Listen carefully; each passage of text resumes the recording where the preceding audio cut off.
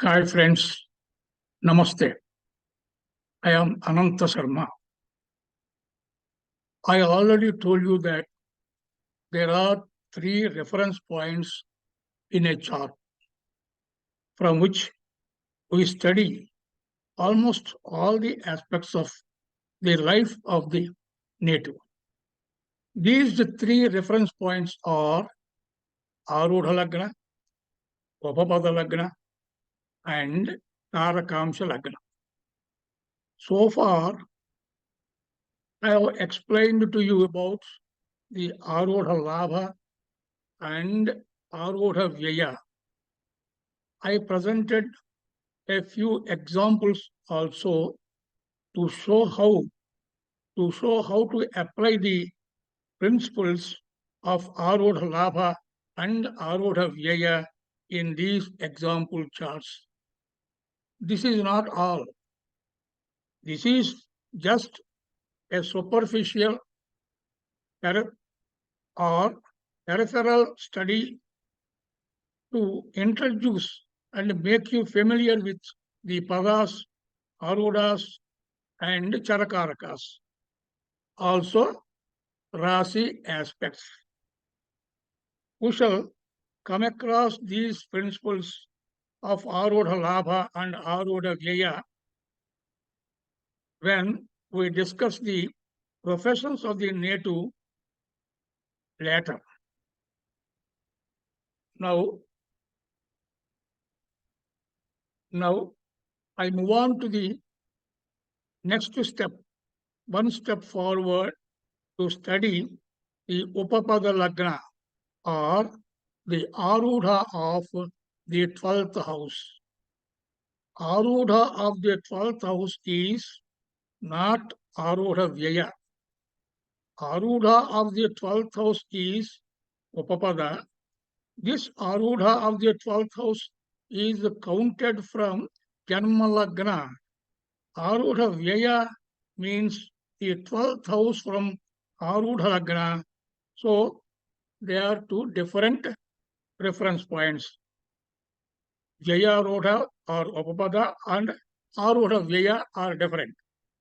This Upapada Lagna is the starting point for the study of marriage, spouse, and family life, children, brothers and sisters. That means the whole family of the native is studied through Upapada. Now, let's take up Upapada or the Upapada Lagna, as it is also called, which is abbreviated as UL. Here, a doubt may arise to you, that is, when the 7th house or the Arudha of the 7th house, Dharapada, or 7th from Dharapada is already there to study the marriage spouse. Why should we consider the Arudha of the 12th house for marriage and married life? Yes, we may study the Dharapada P7 and Dharakaraka DK also to understand about the spouse and the marriage of the native. Why? Because this is an observation, please follow. Take any chart. Mark Upapada and the second from Upapada in that chart, in the D1 chart. You mark Dharapada P7 and the 7th from P7 also. Now, draw the D9 chart, or what we call Navamsha chart.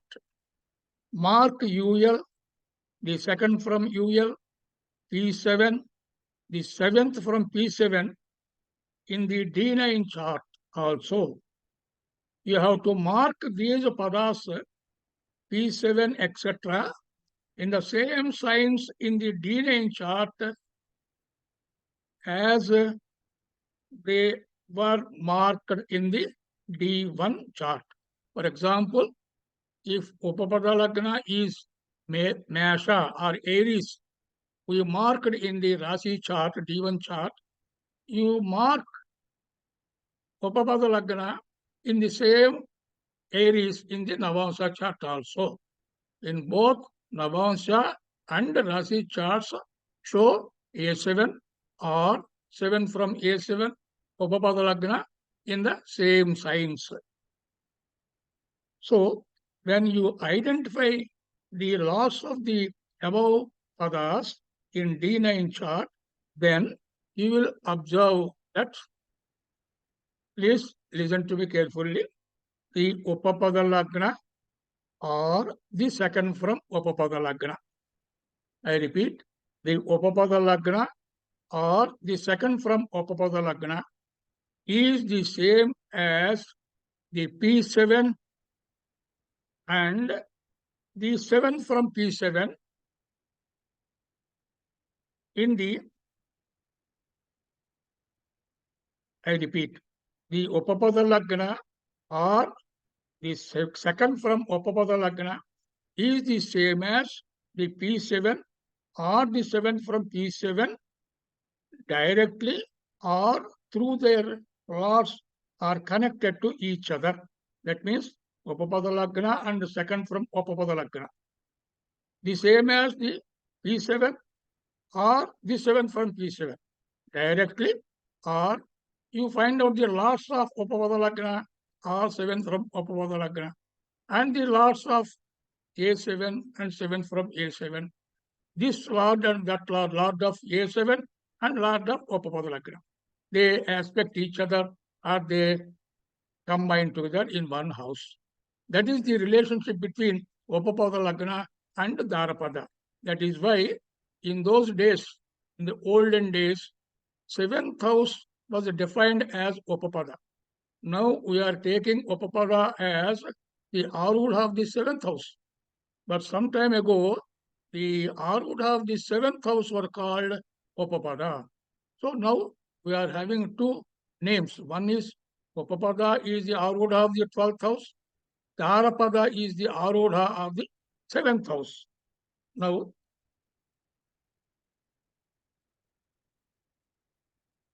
this must be true for any chart, all the charts, without any exception. The study of the spouse and marriage may be taken up in the beginning chart too,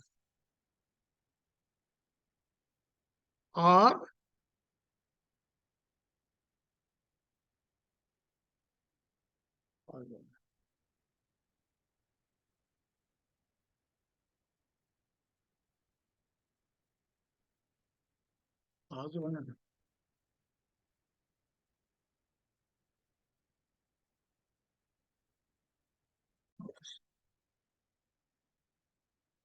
the Shodasa Varga Jhaya of the Brihaparashara Hora Shastra, that is BPHS, tells us to study the D9 chart to study the spousal marriage, D3 chart to study about the brothers, D7 chart to study the children, D9 chart for wife or marriage, D12 chart for parents, etc., together with the D1 chart. So, we must draw both the D1 and D9 charts for the study of, to study the examples for the study of Upapada Lagna or second from Upapada Lagna, or to study marriage and married life. If the Upapada Lagna and the second from Upapada Lagna are in benefic signs, and if they are occupied or aspected by benefic planets, the spouse of the native is good looking and virtuous. Benefic signs are the signs owned by benefic planets: Jupiter, Mercury, Venus, waxing moon, or the benefic planets. And the houses of these benefic planets Sagittarius, Pisces, Taurus, Libra, Gemini, Virgo, and Cancer. These are the benefic signs. So, benefic signs are those which are owned by benefic planets. Now, regarding Sun, Jaimini makes a special mention about Sun. In the context of the study of Upapada, Jaimini tells us to consider Sun as a benefic planet. Usually, we consider Sun as a malefic planet, but in Upapada Vicharana, Sun is a benefic planet. So, the sign owned by Sun, that is Leo, is also a benefic sign. Then, in the context of the study of Upapada, Sun is always a benefic, I told you. If the Upapada Lagna or the second from Upapada Lagna is in malefic signs, and if they are occupied or aspected by malefics or debilitated planets, the native remains unmarried,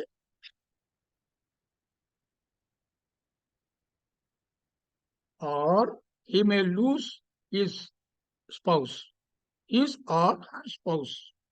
Mars, Saturn, waning moon, Rahu, the GK, debilitated planets are all malefics. The signs owned by Mars and Saturn, they are Scorpio, Capricorn, Aquarius, Aries are malefic signs. If the lords of the Upapada Lagna, UL, or the second from Upapada Lagna is exalted, the native gets his spouse from a high caste. Here, caste implies, as Dr. B.V. Raman remarks in his the studies in Jaimini Astrology, caste need not necessarily mean the caste what we are calling Samajika Varga. It may not be caste, or it may be financial status, then academic standards. There may be the ups and downs between the spouse and the native and the spouse. Suppose one is a very highly educated, the other is just a matriculate. Then the native, the highly educated native, marries an undergraduate if the Lord of the Upapada or second from Upapada is debilitated. Similarly, if the Upapada or the second from Upapada is aspected by an exalted planet or occupied by an exalted planet. I repeat, if the Upapada or second from Upapada is occupied by an exalted planet or aspected by an exalted planet, the native has multiple marriages. Here, earlier I gave you one formula, that is, if the Lord of the Upapada or the second from Upapada is exalted, the native gets his spouse from a higher caste. And now, if it is a debilitated planet, if Lord of the Upapada or the second from Upapada is debilitated, the native gets his spouse from a low caste or a family of low standards. And this you can see in the case of love marriages or intercaste marriages. The caste difference or financial status, all these come in love marriages cases. Now, if the Lord of the second from Upapada or second from Upapada, if the Upapada or the second from Upapada is occupied or aspected by exalted planet, the native has multiple marriages. So another combination is, if the Lord of the second from Upapada, please note, not from Upapada. Upapada is excluded here. The second from Upapada, Lord of the second from Upapada, occupies his own house. The native loses his spouse in the late years of his life, that is after 60 years. Then here you must remember or clearly make a difference between three combinations. If Upapada or the second from Upapada is connected to exalted planets, there is one result, that is multiple marriages. If the Lord of the Upapada or second from Upapada is exalted, here the Lord is exalted, not it is occupied by exalted planet. It is occupied by exalted planet, then multiple marriages. If the Lord is exalted, the wife or husband comes from a family of high status. If the Lord is in his own house, that is only the second from Upapada Lord. He is in his own house, then the native loses his spouse in the late years of life. So now I shall tell you the points which we can infer from the study of Upapada Lagna. Number one,